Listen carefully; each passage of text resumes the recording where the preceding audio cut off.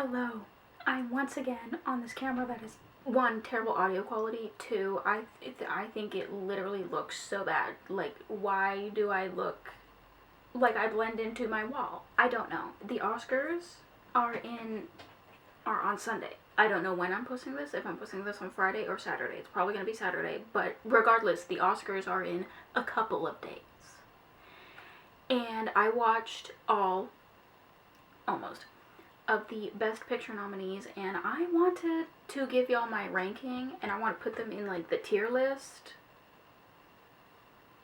because I did all of that work to watch all the movies, and so now I'm going to tell y'all how I enjoyed them or didn't enjoy them.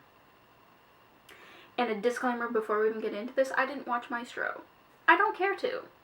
And also, I think it's absolutely hilarious how hard Bradley Cooper is campaigning for this movie, because he directed it and then starred in it, and he's like, I worked on this movie for 6 years, I did this, this, and this, and I think it's just really funny to see him lose to Cillian Murphy and Christopher Nolan continuously.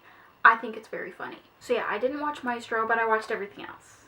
And we are just gonna get right into this tier list, because I've never done one of these, and I always enjoy watching them. So, let's get into it. Also, if you need my credentials as to why I am the most qualified person to make this ranking and do this, here they are. I don't have any. I'm just a person that watched the movies. My credentials is I'm not one of those dudes that sits in his gaming chair with his LED lights on just pointing at either a picture or a video, and he just goes,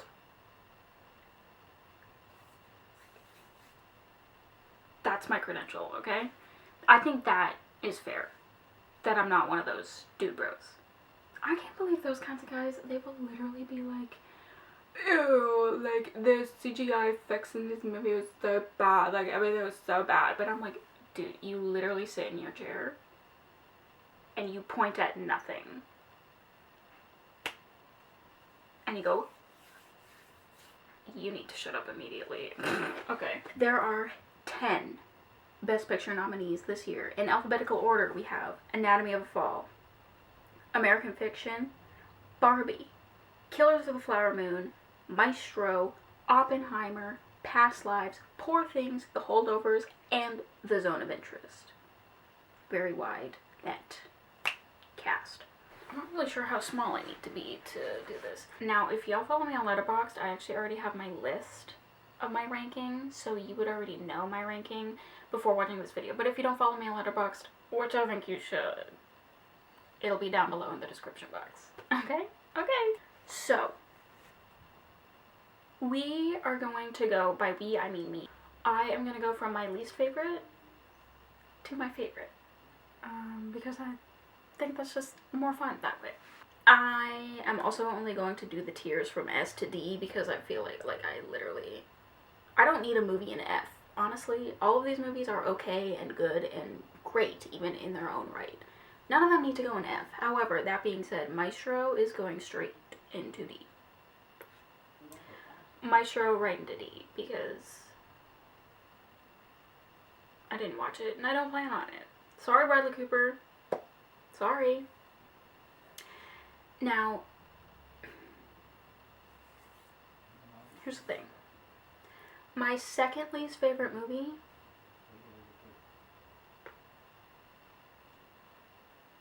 Poor Things. Yeah. And I'm gonna put it in C because I gave it 2.5 stars. I couldn't finish it either. I got an hour in and I couldn't finish the other hour because I was like, how is there still an hour left of this movie? And we're only just starting to see Bella actually speaking full sentences, and everything that has happened has already happened. So yeah, I didn't love it, but all of the performances were really, really fantastic in this movie. There is a reason why Emma Stone has been sweeping her category. So this movie made me really dislike Mark Ruffalo. My review of it on Letterboxd is literally, I can't believe I'm about to say this, but Mark Ruffalo, shut the fuck up. Willem Dafoe's really good. Rami Youssef, I think is how you pronounce his name. They're all very, very good. The performances and the costumes are really nice. I love looking at the costumes, but everything else I don't care for it. I don't care for it, unfortunately. So, she's going in C. Okay? Now, in B, everything now is probably going to be from B to S, because everything now has like 4 to 5 stars, okay? In the B category, and my third least favorite, come on, Killers of the Flower Moon. Okay? I'm sorry, the movie's too long. The movie is so goddamn long. I got through 2.5 hours, and I'm pretty sure it's like 3.5. I got through 2.5 hours, and I said, I cannot finish this last hour. I can't do this! But, once again, all the performances are pretty good, and by all of the performances, I'm just mean Lily Gladstone. I did not really care for Leo's. Did not care for Robert De Niro's. I don't even know why he was in the movie, and like, I literally was like, oh, okay. The guy that played David in The Last of Us was in this movie. His was actually pretty good, his performance, but Lily Gladstone's performance, loved it. I wish there was more of Lily. Like, we focused a lot on the white people in the movie, and the scary white dudes in the movie. Not enough on the indigenous people. For me, personally. But Lily's performance,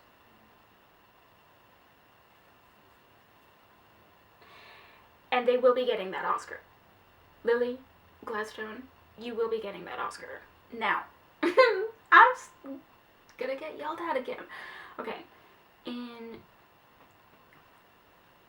right in front of, I guess, Killers of the Flower Moon, we have Oppenheimer. And let me just move this around. Oppenheimer. Okay, it's a good movie. Once again, all the performances really, really good. Cillian killed it. He's killing it, if you will. Stealing that joke from Cam. Emily, I almost said Emma Stone. No, Emily Blunt was really, really good. Robert Downey Jr. once again sweeping the category of Best Supporting Actor. Because of course he is. All of the performances were really, really good. Star-studded cast. Everything was good. Directing's good. Everything like that. It just... And again, not that it was boring. I literally have a degree in history. Okay? So, like, these kind of historical kind of movies you'd think would be my bread and butter. But it just... I was not as, I guess, enthralled by the movie as other people. I was like, cool movie, my guys. But once again, it was just really long. It was so long, and there were a lot of scenes that I was like, is this completely and totally necessary? Yeah, my favorite line was delivered by Emily Blunt. Well, the line was something along the lines of like, you don't get to commit the sin and then have everybody feel bad for you. One thing I'm gonna do is I am always going to cheer for women. And they're always gonna have the best lines. She ate him up! She ate him up! He was left deceased after that, I think, honestly. Now, after Oppenheimer, I'm trying to think of where to put this one. Do I put it in A or put it in B? The next movie, the one above Oppenheimer, we have The Zone of Interest. And I am going to put it in A. I was really debating to put it in B, if it was more of a B+, or if it's just an A. I couldn't really decide. But I'm going to be sticking with A, because I enjoyed the movie, and this movie did something for me for the first time ever, and it was how much of an auditory experience it was. Like, if you're not listening to the movie, you're missing the point of the movie. And Sandra Hüller, I don't know if that's how you say her name or not, is in this movie as well as Anatomy of a Fall. And I saw somewhere that someone said that when she was talking to the director about, like, oh, what's the point of this movie, she kind of stopped asking what the point was, because she learned that it was, like, something along the lines of how you can be living through something and how easy it is for you to ignore it if it's not directly affecting you. It was something along those lines. If it's not directly affecting you, you can perfectly see how easy it is for people to ignore it, because that's what this movie, that's what The Zone of Interest is about. And the auditory experience that I got while listening to it and watching it at the same time, I was like, I've never experienced anything like that from a movie before in my life, so that's why it goes in A. I don't think it'll win Best Picture. I'm not sure if it'll win Best Direction or anything like that. Best Director or anything. But I'm pretty sure it's up for sound. And I hope it wins for sound, because that's what the whole movie is. Like, you need to listen to grasp the gravity of the movie. Okay? Next, after The Zone of Interest, we have the other Sandra Hüller movie, Anatomy of a Fall. And I'm just gonna do bloop. This movie, this was the first, like, Oscar, Best Picture Oscar movies that I watched, other than Barbie. Because I watched Barbie when it first came out. But then the next Best Picture nominated movie that I watched was Anatomy of a Fall. This movie is really, really good. Okay, and Sandra's performance, yes. After The Zone of Interest and Anatomy of a Fall, I am a Sandra stan, if you will. So good. I really loved this movie, and it was very gripping, and I stayed, and it's, like, I don't know, it kept my attention the entire time.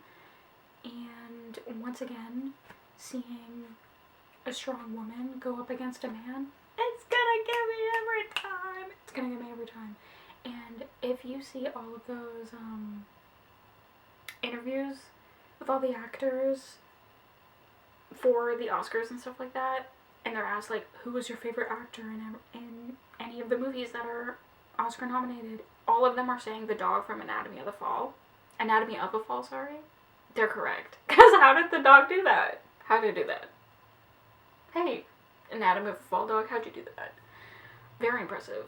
And once again, all the performances were really, really good. The lawyer is what I think Thomas Brody Sangster would look like if he ever aged.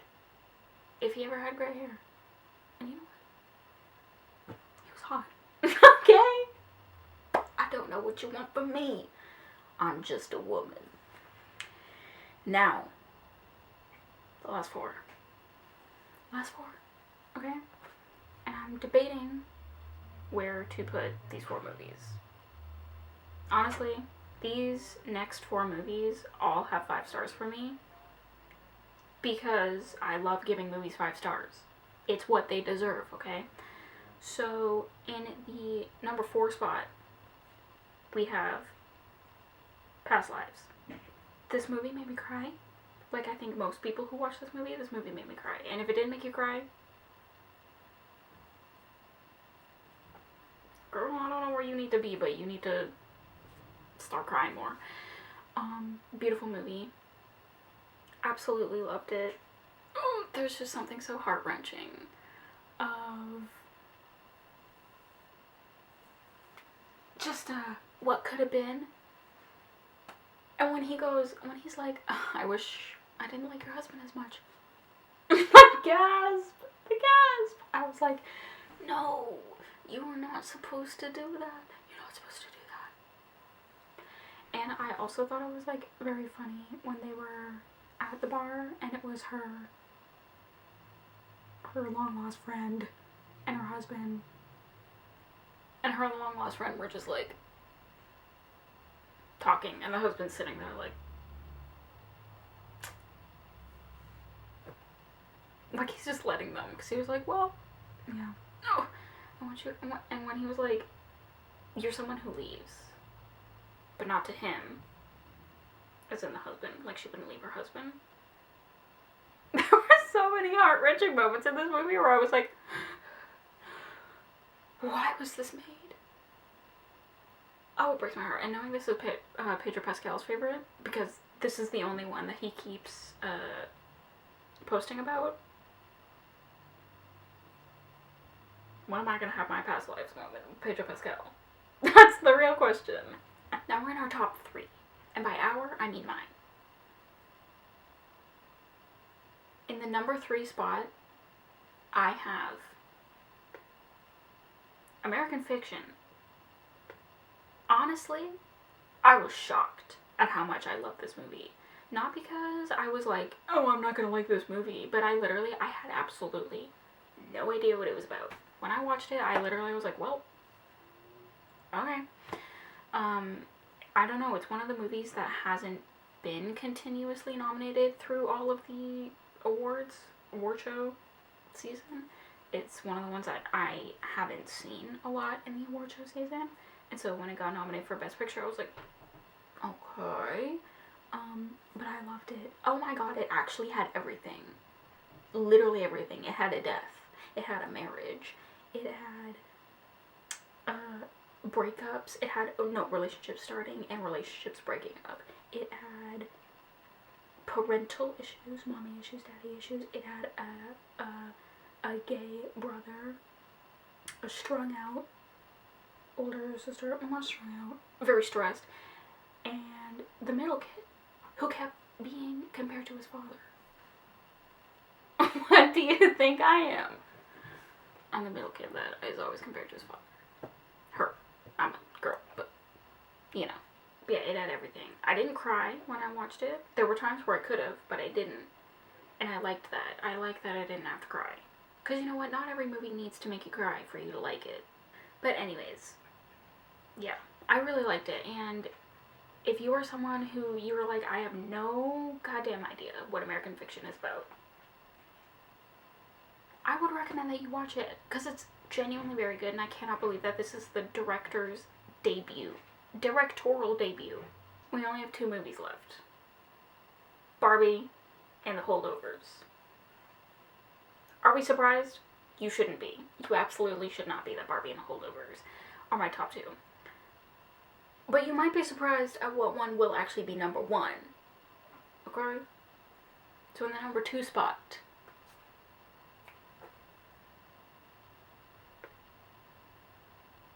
we have Barbie. Which, that goes there, is another surprise.